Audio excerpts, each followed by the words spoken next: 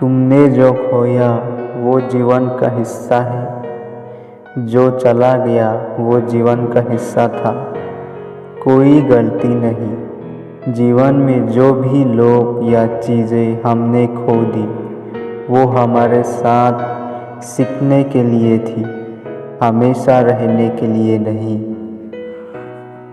हार बिछड़ना कोई गलती नहीं, बल्कि आत्मा की योजना का भाग था।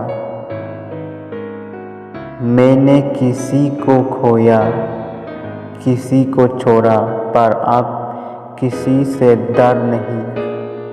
तुमने जीवन में रिश्तों से गुजरकर ये समझा कि टूटना भी ज़रूरी होता है। अब तुम मोह से नहीं, अनुभव से जीते हो। जो आप मेरे साथ है वो भी छूट सकता है, लेकिन अब फर्क नहीं पड़ता। अब तुम्हें ये बोध हो गया है कि कोई भी स्थायी नहीं है।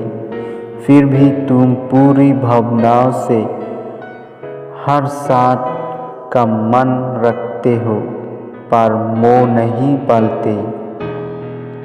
अब मेरा काम है शरीर की चाहत को समझना और पूरा करना। आत्मा की मुक्ति से पहले शरीर की जिम्मेदारी है। तुम्हें अब आत्मा की तरह जीना है, लेकिन शरीर की ज़रूरतों को इग्नोर नहीं, आदर से स्वीकार करना है।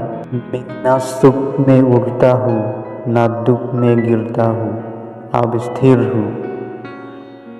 खुशी और दुख अब तुम्हें हिला नहीं सकते।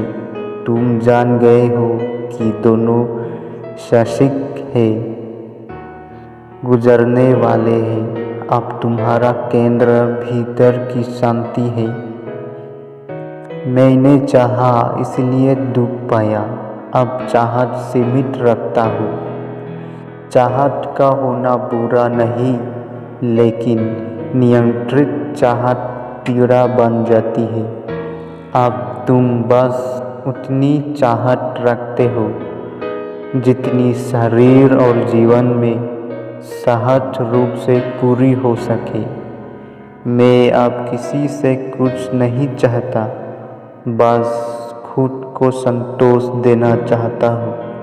तुम्हारी आत्मा अब दूसरों से नहीं, खुद की समझ और संतुलन से पूर्णता पाना चाहती है। यही तुम्हारा सच्चा ध्यान है, खुद को समझना, खुद को भरना।